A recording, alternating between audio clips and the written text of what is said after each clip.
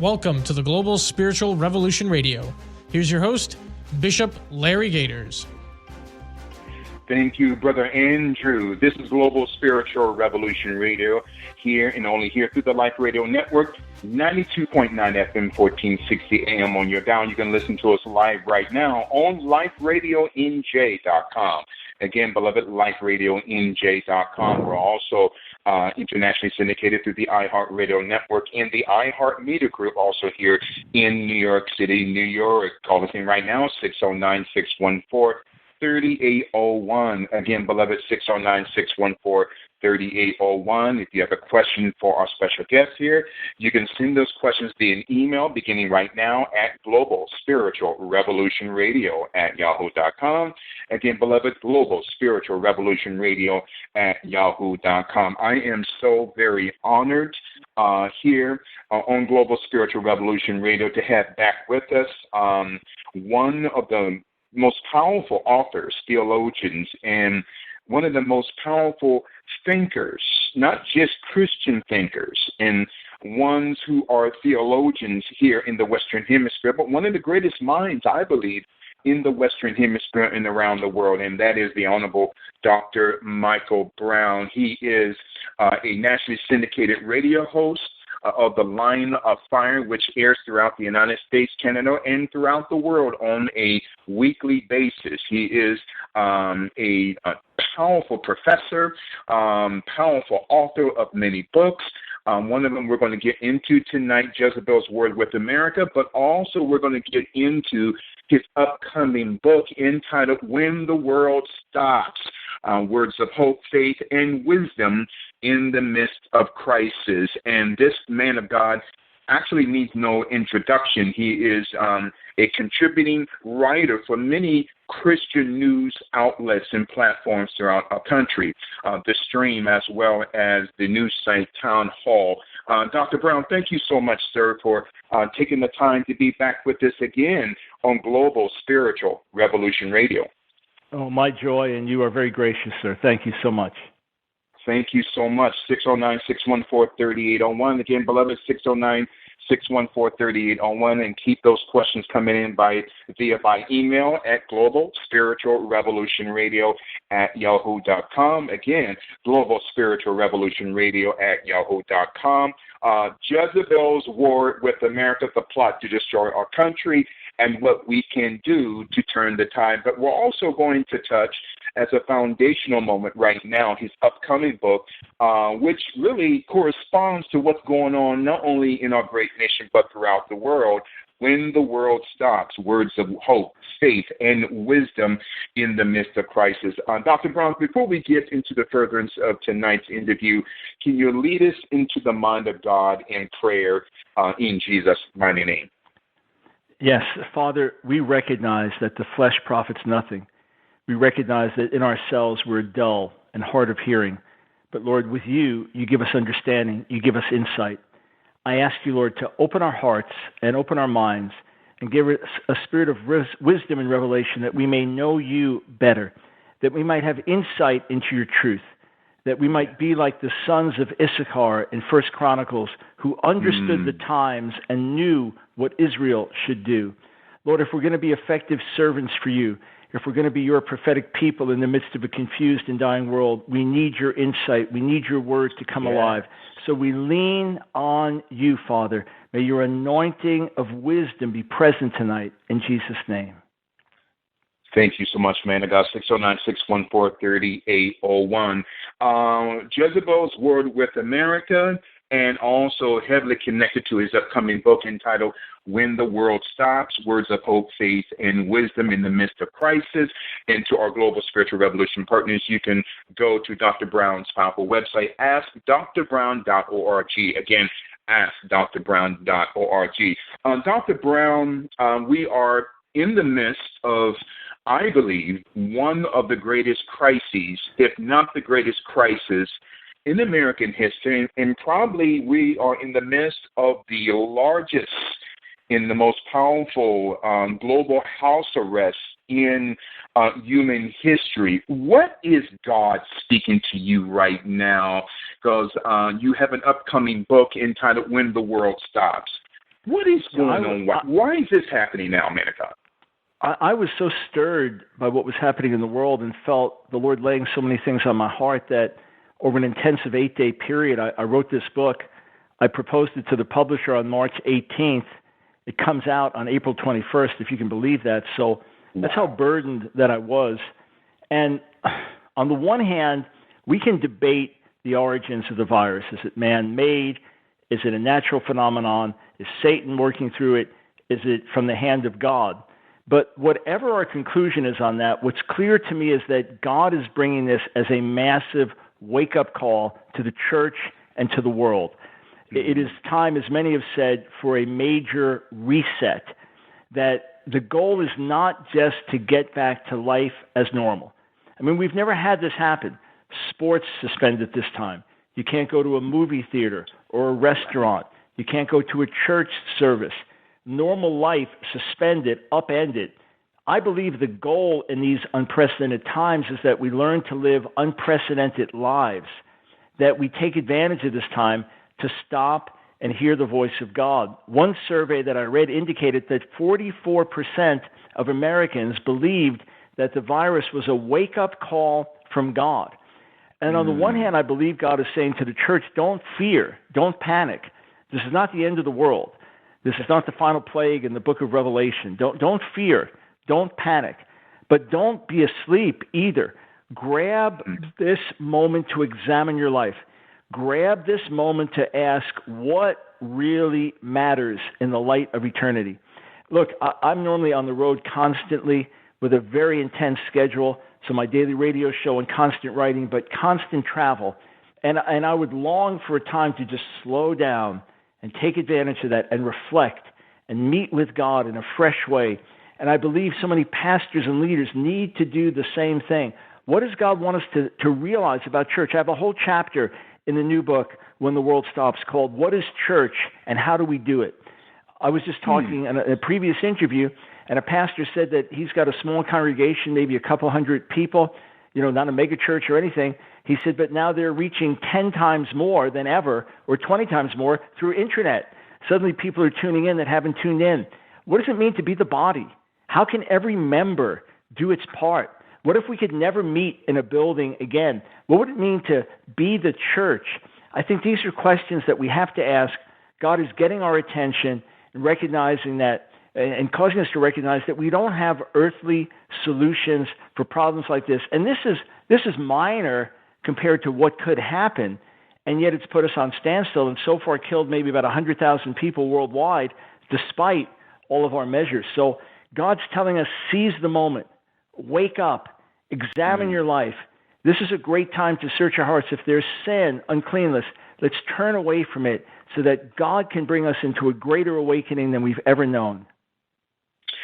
Jezebel's war with America, the plot to destroy our country, and what we can do to turn the tide, including Dr. Brown's upcoming book entitled When the World Stops, Words of Hope, Faith, and Wisdom in the Midst of Crisis. COVID-19, man of God, is this biblical? Is this prophetical? Is God angry at America or the nations? Why is this happening right now? All right, number one, God is certainly angry with America and the nations because of our terrible sin.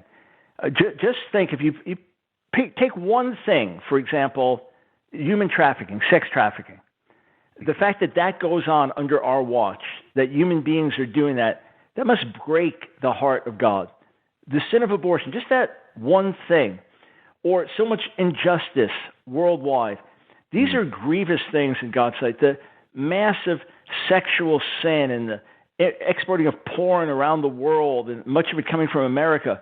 These are destructive things in family and humanity and the image of God.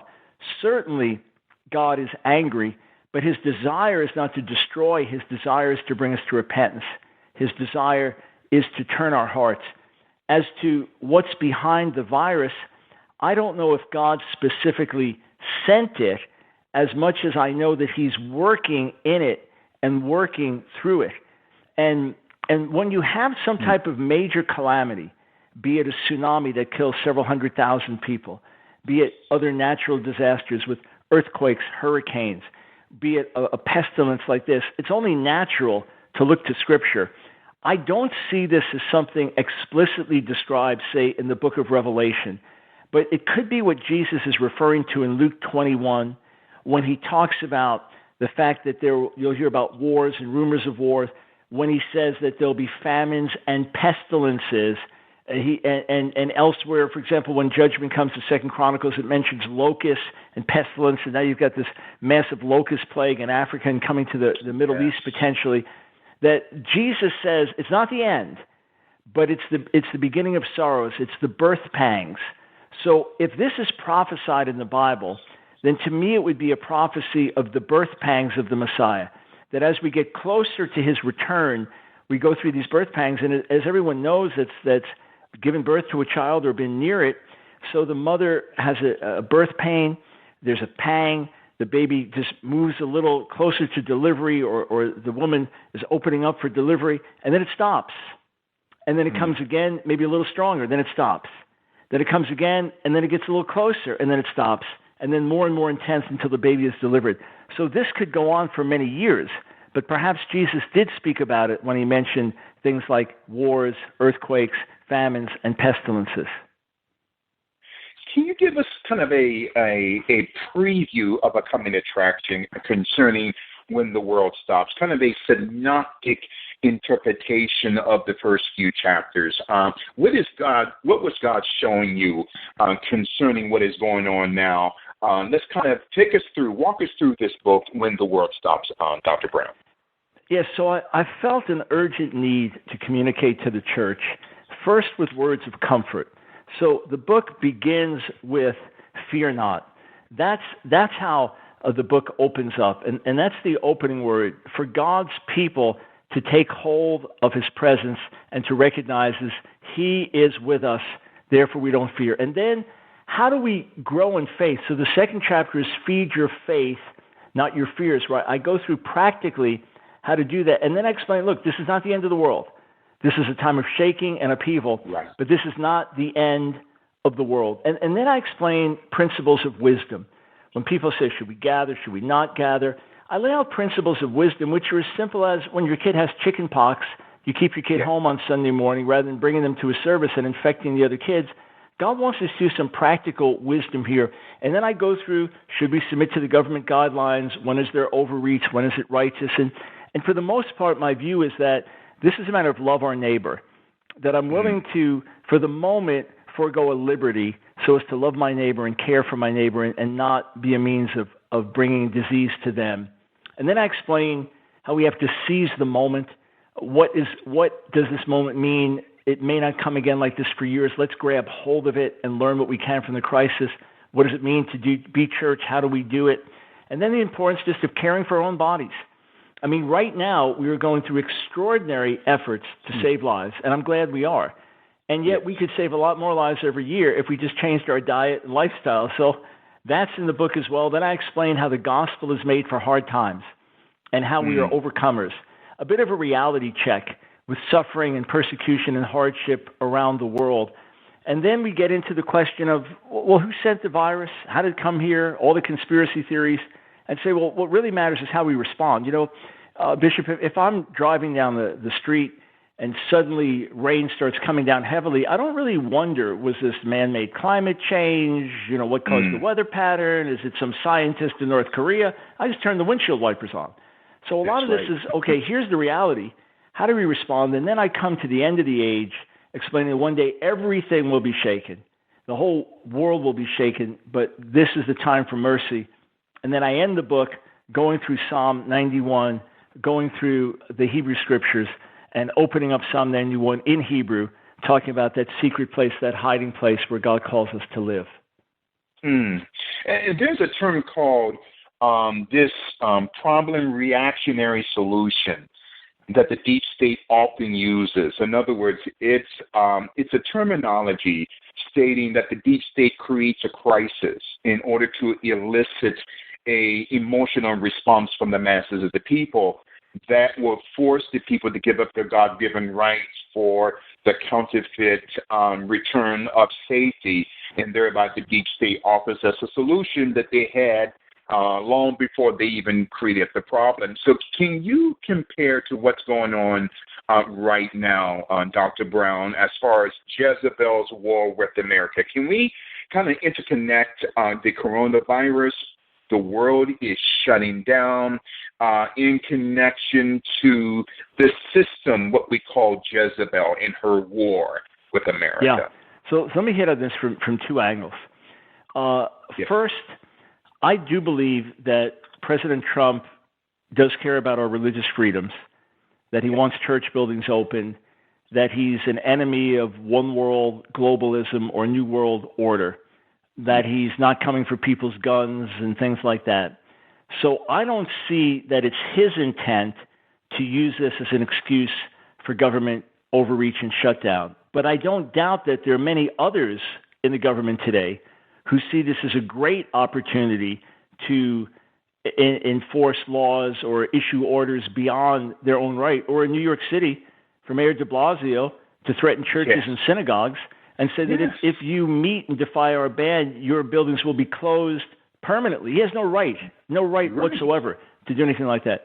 I believe that there are people that have a different agenda, a George Soros or a Bill Gates or some other international world leaders, and they think that one world globalism is the best solution. They feel that there must be kind of a world cooperative where we all work together and ultimately form some type of a one world government. So I don't believe our current president thinks in those ways. You know, you go back a few administrations, George H.W. Bush talked about the New World Order and was very positive on that. I don't think our current administration is, but I do believe this shows us how overnight that type of thing could happen, that overnight things could shift and everyone could say, yes, we need to have a one world global government or one world database where everyone works together. And certain ways, you help each other however you can. We try to help fellow humanity. But the more that we try to bring things together under one earthly head, the more we step towards destruction. So, yes, I see this not as the thing itself. In other words, I don't think, again, that our president is part of a deep state conspiracy to subject us to federal government rule that becomes a one world order. But I think that this is an example of how easily it could happen. Because as deadly as this is, we're still not dying in the streets of starvation. You know what I'm saying? People still aren't rioting because there's no food. It could get a whole lot worse than this, and you could easily see how someone could rise up and say, hey, I've got a solution to feed the whole world, and next thing, everyone's submitting to that. It does show how an Antichrist-type leader could come along. What is an ongoing threat on the other side is the Jezebelic attack that I outlined in Jezebel's War with America, namely a concerted demonic conspiracy to destroy us through seduction into idolatry, through seduction into sexual sin, by emasculating our men and turning men into women and women into men, by declaring war on the unborn through abortion, by radical feminism and its hatred for the family, by the silencing of the prophetic voices. So the same demonic powers that operated through Queen Jezebel are operating again today. That conspiracy theory I absolutely believe in because Satan himself is behind it. Our answer is the gospel. Our answer is Jesus. Our answer is the word of God. Our answer is consecration to God. But yes, the devil is working in a concerted way. Our battle is ultimately with spiritual forces, and we need to be on the alert. Again, we have Dr. Michael Brown with us here on Global Spiritual Revolution Radio on the Life Radio Network, 92.9 FM, 1460 AM. You can listen to us live anywhere throughout the world on LifeRadioNJ.com. Again, beloved, LifeRadioNJ.com, and also through the iHeart Radio Network in the iHeart Media Group. Jezebel's War with America, the plot to destroy our country, and what we can do to turn the tide, including Dr. Brown's upcoming book, When the World Stops. You made mention of Bill Gates, and this Event 201 that was financially subsidized by and through the Bill and Melinda Gates Foundation, through the Johns Hopkins Bloomberg School of Public Health, and also through an interesting foundation, Dr. Brown, by the name of the Open Philanthropy Project that was subsidized by Mark Zuckerberg and a young man by the name of Dustin Moskovitz. These people are proponents of depopulation. And again, it seems like that the deep state, their hand is in this. And again, I'm not castigating these people, but when I look at Bill Gates, he is not a medical doctor. He is not a scientist, but yet he is trying to push this vaccine agenda on the American people. What say you, sir? Well, here's what's really interesting. If you go back to the origins of Planned Parenthood and Margaret Sanger, she was greatly influenced by another thinker who, and had Christian background as well, but he had a theory that the worst thing that could happen to the world was overpopulation, and that ultimately the world would little by little starve to death, which would be the most horrific scenario imaginable. And he said that the world has natural ways of cleaning itself up. So his theory was, if you have a lot of poor people living together in slums and there's not good quarantine and health standards and things like that, the best thing if a plague breaks out is let it break out, because these are kind of like the lower lives, the less important ones, and let nature kind of take care of them. And then they all die. It's over pretty quick. Maybe millions of people die, but now you've dealt with the overpopulation problem.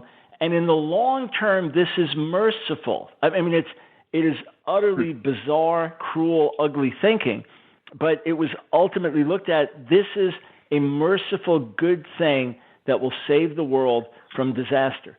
So obviously Bill Gates is not saying, hey, if you have a plague come, just let it happen. He was predicting a pandemic and said that's going to be our worst enemy, that we're not ready for it. So I believe that he cares about people.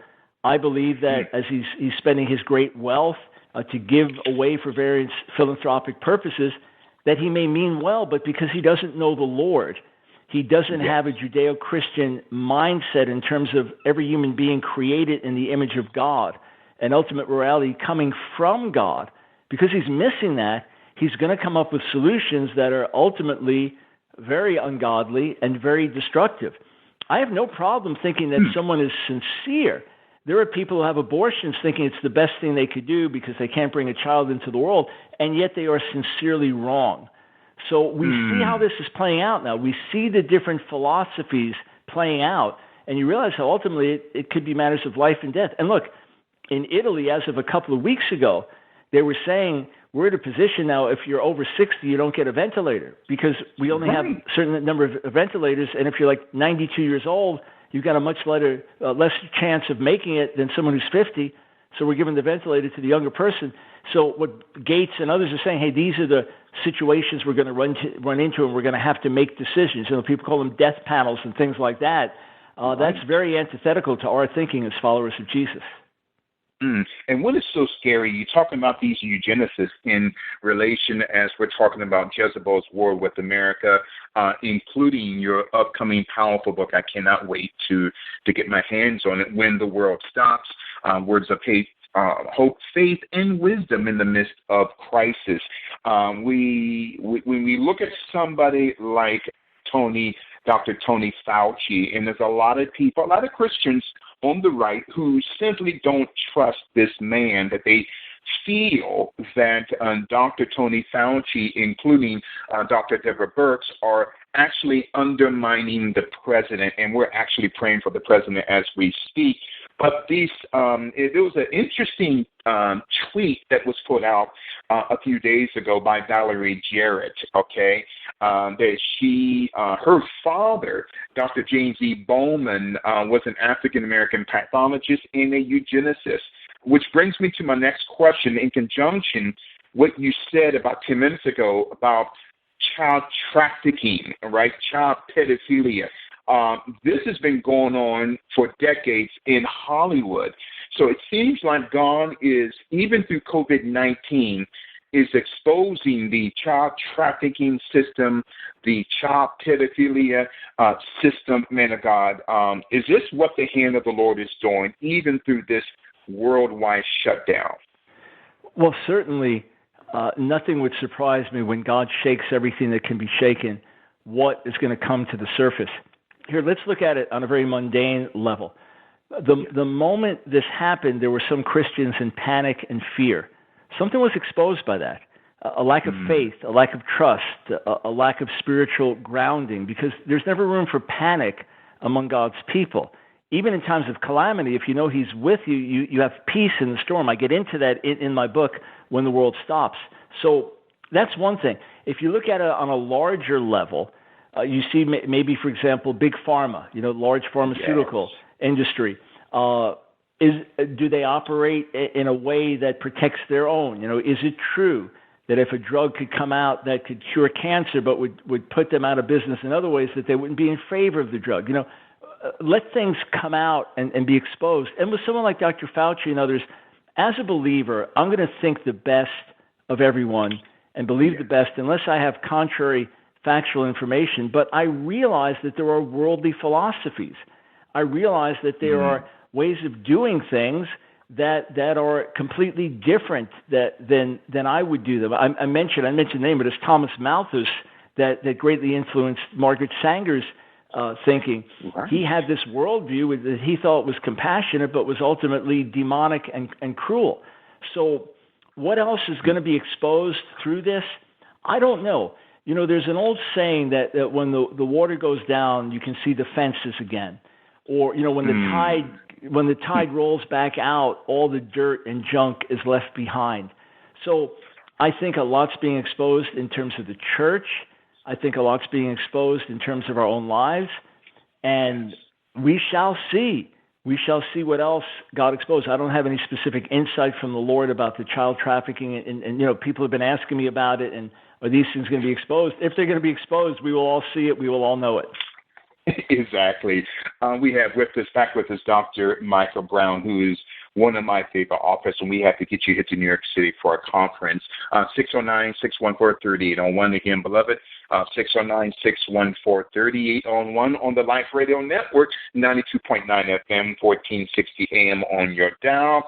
Continue to send in some of your questions. We're going to get to your questions in the next few minutes as we continue to pick up where we left off a few months ago concerning Jezebel's war with America, including in conjunction with Dr. Brown's upcoming book, When the World Stops. Margaret Sanger, kind of allow me to pick up where you left off concerning Margaret Sanger. I am very disturbed, Dr. Brown. Please help me with this. I am very disturbed at the amount of pastors, especially African-American pastors in America, who are ardent supporters of Planned Parenthood. It was Dr. W.E.B. Du Bois, who is revered in the annals of African-American history, who was approached by Margaret Sanger to help build the first abortion clinic in Harlem, New York in February 1929.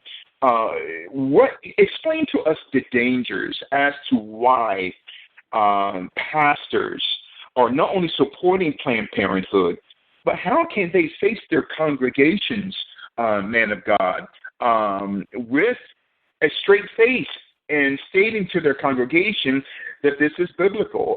What say you, sir?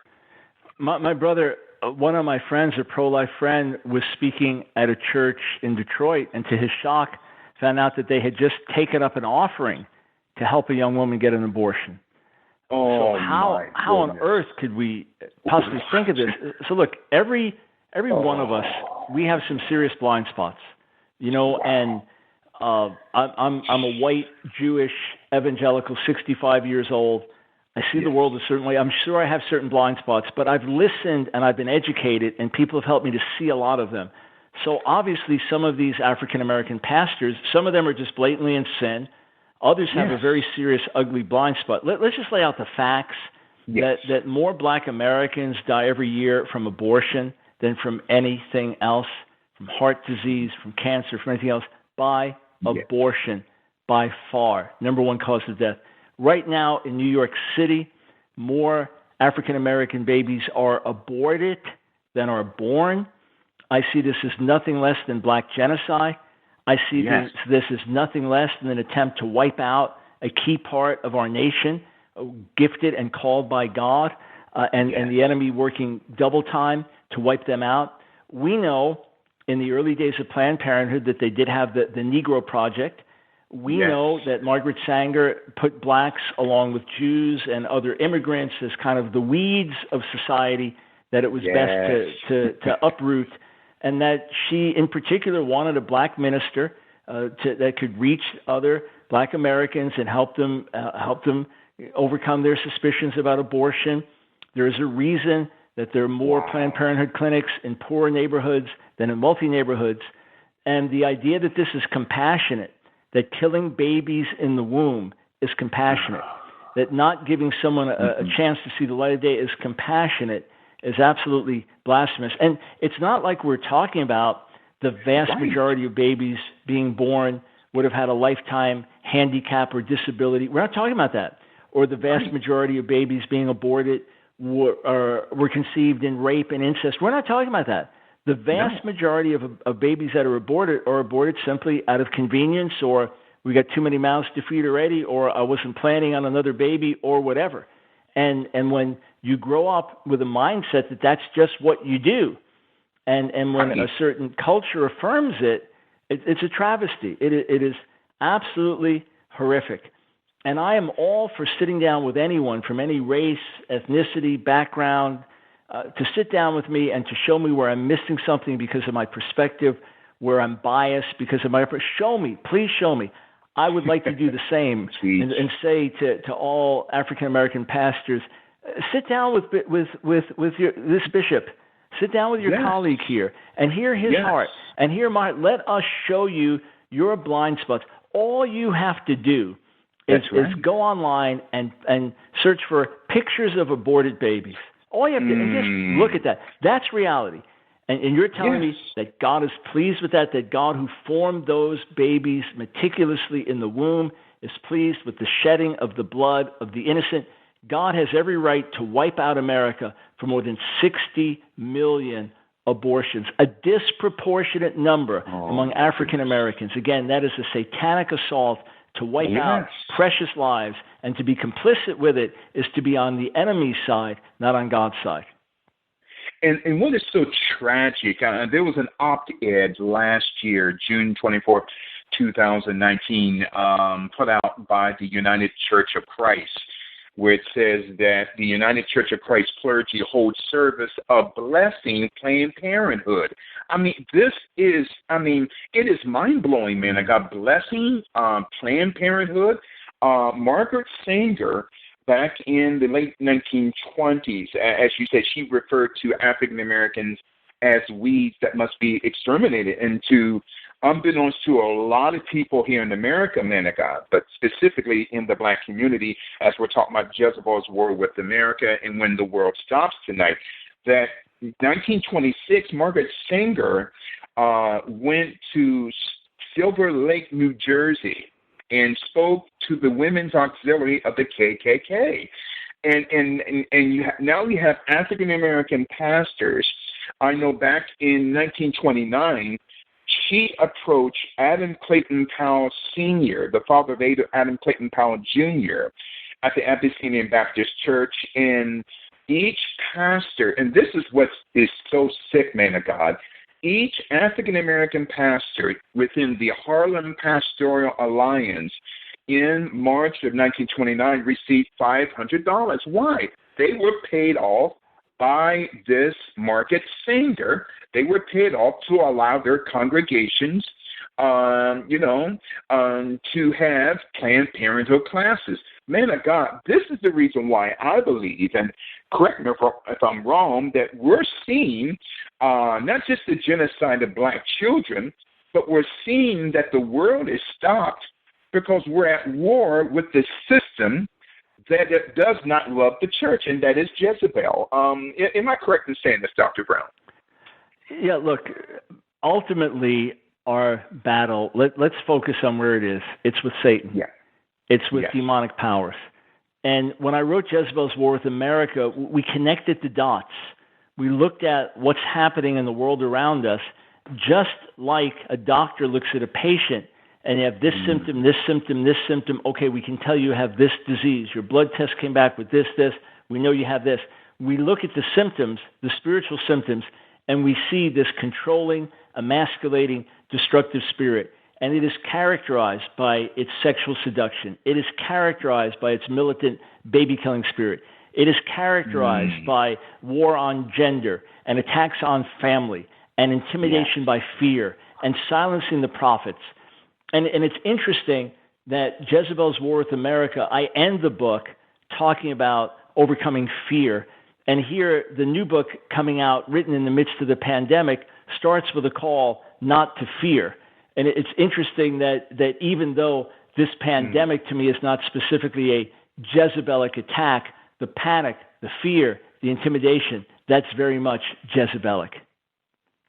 Again, and it seems like darkness is so sophisticated, but this is an opportunity for the church and for the world to have a reset. I am so excited, and I'm one of your favorite students, man of God, here on Global Spiritual Revolution Radio, as we are sitting at the feet of this great theologian in the 21st century, the Honorable Dr. Micah Brown. And if you want to purchase his books and materials, go to askdrbrown.org, askdrbrown.org, including his upcoming book entitled When the World Stops, Words of Hope, Faith, and Wisdom in the Midst of Crisis. And there is another Jezebelic conspiracy that's going on here in New York City, and that is not only spirit cooking that's also in Hollywood, but also there is a dish called baby soup. And this is how horrific this is, man of God, where there are certain restaurants here in New York City. And what I'm about to say, I'm not castigating the Oriental community and to my Chinese brothers and sisters, but there are some restaurants in the city here, man of God, that serves that dish of baby soup. What is baby soup? It's a broth mixed with aborted parts of aborted fetuses. Man of God, this is Jezebel's war with America. And at the same time, this is the reason why the world has stopped, because I'm only 57 years old, but I have never in my life seen darkness at this level. What say you, Dr. Brown? Yeah, I'm completely unaware of the baby soup. That's the first time I've heard of it. I read years ago, 20 years ago, it seemed well documented that certain perfumes and things for treating skin were using parts of aborted babies. We know the undercover videos that expose Planned Parenthood and the selling of the organs of babies and things like that, that the evil is extraordinary, that the evil is shocking. And again, there are a lot of theories you hear out there that are just bogus, and there are a lot of things that are true. And Matt Staver from Liberty Counsel was on my radio show and was talking about documented information they had with Planned Parenthood, where the baby's aborted alive, and then while still alive, they cut open the skull to take out the brain intact, and just things that you couldn't imagine that you're hearing. And here's a highly respected lawyer sharing this information. So personally, while I don't go chasing the latest theory about this or that, and you can imagine I have things sent to me by the hour. You have to watch this, you have to see this, and of course I can't even look at most of it.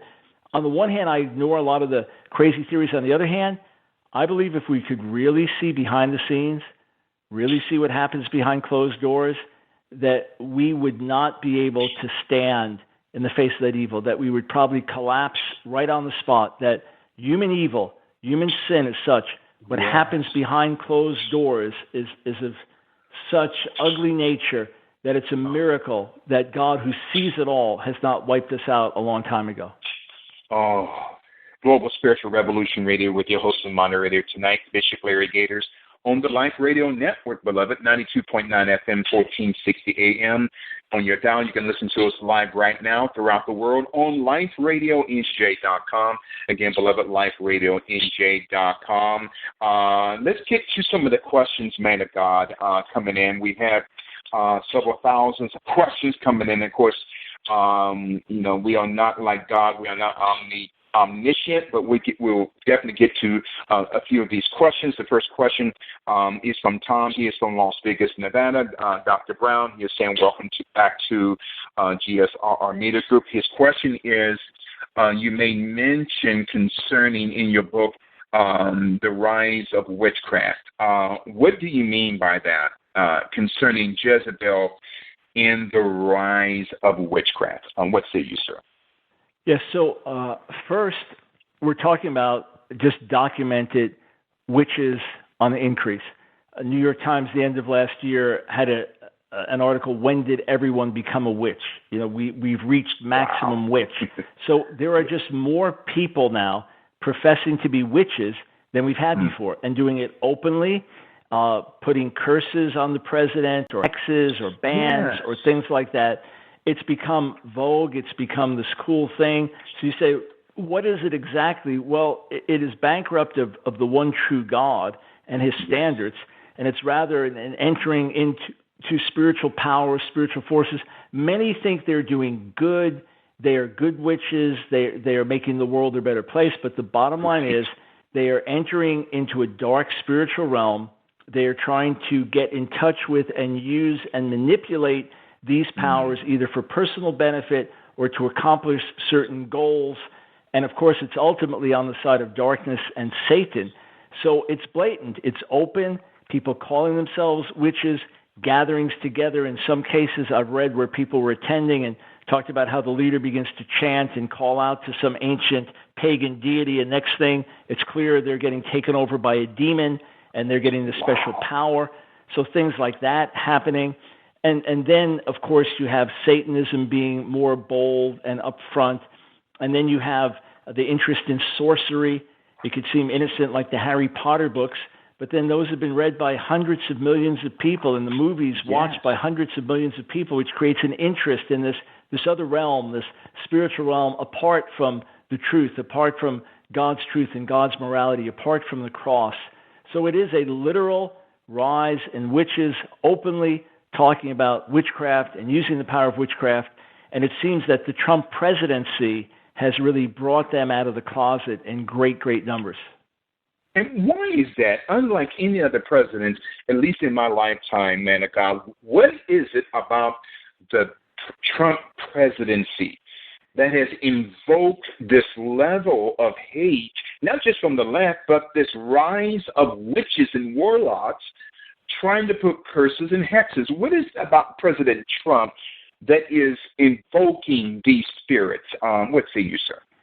So if you think of witches and the connection with the anti-God, often anti-male spirit, so radical feminism, on the one hand, you have many women upset with Trump because of his past, because he was a real misogynist, because he was the type of guy that many women would not respect. And I fully understand that. So you have that part. But then you have the other part, that he is kind of an alpha male figure, and that he has somehow, surprisingly, come out as a champion of the pro-life movement and the whole witchcraft, shout your abortion, radical feminism movement. These things are all closely related. Just if you just study radical feminism, witchcraft, study what I documented in Jezebel's War with America, link after link in relevant books, you'll see the connection between radical feminism, witchcraft, and the militant pro-abortion spirit. So when you combine those elements together and you have Trump, this alpha male who's on the exact opposite side, naturally it's going to bring the opposition out of the woodwork, that they will hate him more than they hate others. Now, if he had been some liberal Democrat, pro-abortion, and still misogynist, there would be women that wouldn't like him, and it's disrespectful to women and dishonoring of women and so on. I understand that. But he would not have this type of opposition. That comes because of the strong conservative pro-life stance that he's taken that makes him an enemy of this dark coalition. Next question is from Carrie. She is from Vienna, Austria. Her question is, what is the difference between divination versus witchcraft? What is the difference between divination and witchcraft? Excellent question. Yes, they can overlap. Divination, though, is more a seeking of information through means other than biblical means.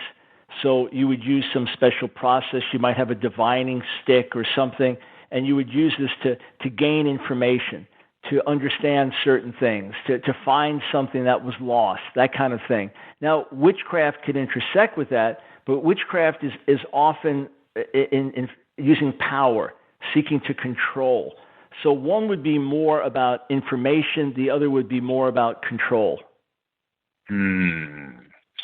Repeat that again, Manica, because I never heard it explained that like that, especially about the control. Can you explain that again? Because that was very powerful.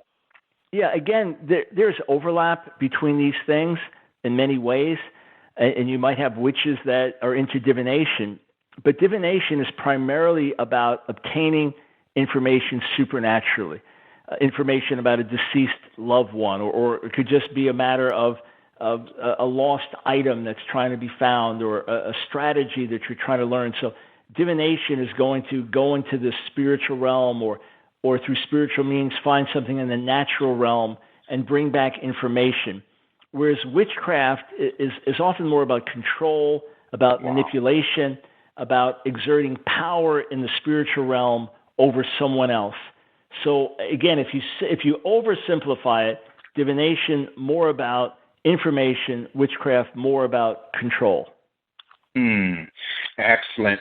Global Spiritual Revolution Radio with our host and moderator tonight, Bishop Larry Gators, and we have back with us the Honorable Dr. Michael Brown. I wish we can keep you here all night, as they kept Paul all night in the New Testament, as we are discussing Jezebel's war with America, including his upcoming book entitled When the World Stops, Words of Hope, Faith, and Wisdom in the Midst of Crisis. The next question coming from Maria. She is from Bogota, Colombia. She is saying, Dr. Brown, is it possible for a Christian to remain a Christian but yet be a part of Santeria? What say you, sir? Not to my knowledge. I'm no expert on Santeria, but that is certainly anything but biblical. And to my knowledge of it, it's openly engaging in satanic practices. So, no, you can't mix light with darkness. You can't have fellowship with God and Satan at the same time. All right. Next question is from Damien. He's from Paris, France. He is saying because of the social distancing policies, but if I'm trying to understand his question. If I rebel against that, am I in sin? Concerning the social distancing policies, is he in sin if he disobeys the law? What say you, sir? Well, the general policy, Romans 13, is that we submit to the law, recognizing that the governing authorities are there for our good, not for our bad. They're there to support good and to punish evil. So unless I have a valid reason to disobey the law, I want to honor God by honoring the authorities that he's put in place. So, for example, if the Holy Spirit specifically directed someone to go and pray for a person, and they were mandated by God to do it, well, then you obey the Lord. But if you just think this is silly, I'm not going to do it, then we're taking the law into our own hands. And look, I know of pastors, one city, a pastor, an elder, a bishop have all died of the disease. Wow. I know of one man who went to minister. He would go every year into a place at Mardi Gras in New Orleans, revelry and all this. So he'd go. He was a great blues guitarist, and he would preach the gospel there. And he went this last year, and he was trying to be wise and all that, but he just went right in the midst of it to minister like he always would. He's now deceased of the virus. And even if I don't get it that I'm aware of, what if I become a carrier? And now I carry it to someone else. So out of love for my neighbor, even if I have no personal fear, out of love for my neighbor, I want to practice these things. And out of honoring God's authorities, I want to honor. If there's overreach or the church was singled out, that would be one thing. But, look, this is affecting the bars and the strip clubs and the mosques and the synagogues and the churches all alike. This is affecting everybody the same way in that regard. So for conscience sake and for the sake of our witness to the world, we should obey the governing authorities. Oh, my, 609-614-3801. Again, beloved, 609-604-614-3801 here on Global Spiritual Revolution Radio and Media Group here in New York City, New York, as we have back with us Dr. Michael Brown. Next question from Don. He is a pastor in the Czech, in the Prague, in the Czech Republic. His Question is, man of God, concerning radical feminism, what are some of the signs that we see of radical feminism? Again, what are some of the signs that we see concerning radical feminism? Great question. Yeah, your listeners are asking great questions. I appreciate it, Bishop. Yes. Of course, in Jezebel's War with America, I have a whole chapter on radical feminism. But radical feminism is not a healthy feminism that esteems women and honors women and recognizes the role of women and how a woman should receive equal pay for an equal job. Radical feminism hates the family unit. Radical feminism despises male leadership. Radical feminism often looks at motherhood as a burden. Radical feminism can look at marriage itself as an extension of patriarchy, and it can look at, some have even said that sexual relations with a man is just another aspect of rape. Men are by nature guilty to radical feminists, and radical feminists also will have a real war with life because they don't esteem the beauty of motherhood, because the baby in the womb is somewhat of an intrusion. They will often be at the leadership of a militant pro-abortion movement and will often be lesbians, many of them because of bad experiences with men, and often will be very much into witchcraft. As crazy as that seems, when you delve deep enough, you'll find a lot higher percentage of witches who are radical feminists, a lot higher percentage of lesbians who are radical feminists, a lot higher percentage of women who are militantly pro-abortion who are radical feminists, a lot higher percentage of man haters and marriage haters who are radical feminists. 619-614-3801 here on Global Spiritual Revolution Radio. Back with Dr. Michael Brown. Next question is from Winston. He's also a pastor out of Lagos, Nigeria. How can we direct our local churches? Again, almost like the same question as one of the other callers and people that's actually sending in their questions concerning obeying the laws of the land, concerning social distancing.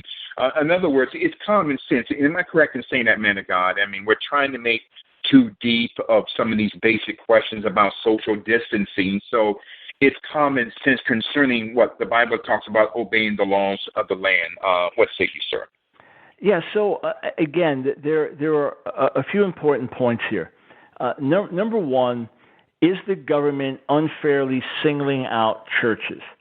And the answer would be no, that governments, for the most part, are laying down the same laws for everybody. It's affecting everyone the same way. A second thing is the principle of Proverbs 22:3. A shrewd man sees danger and hides. A naive man runs ahead and pays the penalty. So God gives us wisdom as well as faith. And what we have seen is in cases where people violated the principle, they've paid the price. There was a choir in Washington State that went on with their normal meeting about 1 month ago. They said, there's concern if you're sick or something, stay home, but otherwise we're going to have choir practice. They hugged, they did what they normally do. 3 weeks later, there were 2 people dead and dozens who were infected. So there's a price to pay. The religious Jewish community in Israel, many of their communities defied the bans early on, and Judaism is very communal. You pray together, you study together. They have large families. They live in small communities together, so high infection rates. So right now in Israel, even though they make up 12% of the population, the ultra-Orthodox, they are making up between 40 and 50% of the infections. So this is just the way it works. Wisdom, common sense, and love of neighbor. And let's find out how the church can be the church without being in a building together, either through social media, through calling each other, through finding different ways to pray, through believers strengthening one another within their own households. Very, very important that we learn from this. If the time comes when the government is going too far, and specifically singling out Christians. Or say in Nigeria, the Muslim leaders were trying to use this to oppress Christians, that's when you say we are going to obey God, not man. But right now, again, it's a matter of love my neighbor. Look, when I'm in a grocery store and I see someone coming my way, I move out of their way more than normal, not because I'm afraid of getting a virus, but out of courtesy to them and to demonstrate love for their well-being. So it's a biblical principle that we willingly restrict our liberties for the sake of others. That's how I'm looking at this, an opportunity to love my neighbor. It's not fear-based, it's faith-based. And if the time comes when the government goes too far, then we push back, then we get God's mind and say we must obey God rather than man. We'll go to one last question. We know you have to leave, man of God. I wish we can keep you here for the entire 2-hour segment. We have with us Dr. Michael Brown. We got to get him here to New York City for a conference, 609-614-3801, here on Global Spiritual Revolution Radio. One more question before we go into our 3 to 5 minute break. We got a great question from Adonis. He is all the way from Nicosia, Cyprus. His question is, if a child is born with 2 sex organs, is this the result of a generational curse? What say you, Dr. Brown? It's possible, but it's possible that there are other reasons that are purely genetic and biological. Remember the man born blind in John 9? The disciples said, who sinned, this man or his parents, that he was born blind? Jesus said, neither, but this happened that the work of God might be manifest. So what we have to believe is that God will bring good out of this, that as much as it's difficult and there'll have to be surgery at some point once we understand if this is a biological male or female, we have to look at this as an opportunity to show mercy, an opportunity to grow in grace together, and an opportunity to pray for wisdom and for healing. But unless the Lord specifically reveals something in a categorically clear way, we don't want to try to come up with the cause or the reason. Rather, we want to see how we can minister grace into the midst of this situation. Dr. Brown, I love you, my brother, and we would love for you to come back. I know there's a lot on your plate. You're so busy writing books, traveling, whatnot, and you're on the speaking tour. But not to put you on the spot, but we would love to have you to come back on Global Spiritual Revolution Radio. Hey, listen, I came back a second time, which I rarely do because I appreciate your heart and the heart of your listeners. So God willing, in the future, things are crazy busy right now, but God willing, in the future, we will do it again, sir. All right? Thank you so much. Love you, sir. And that was Dr. Michael Brown, all the way from Charlotte, North Carolina, here on Global Spiritual Revolution Radio. Jezebel's War with America, the plot to destroy our country, and what we can do to turn the tide, including his upcoming book, When the World Stops, Words of Hope, Faith, and Wisdom in the Midst of Crisis. We're going to go into a 3 to 5 minute break, and we're going to come back in the second part of our broadcast, and I'm going to give you what the mind of God has given me concerning COVID-19 and why the entire globe has shut down here in the 21st century. This is Global Spiritual Revolution Radio.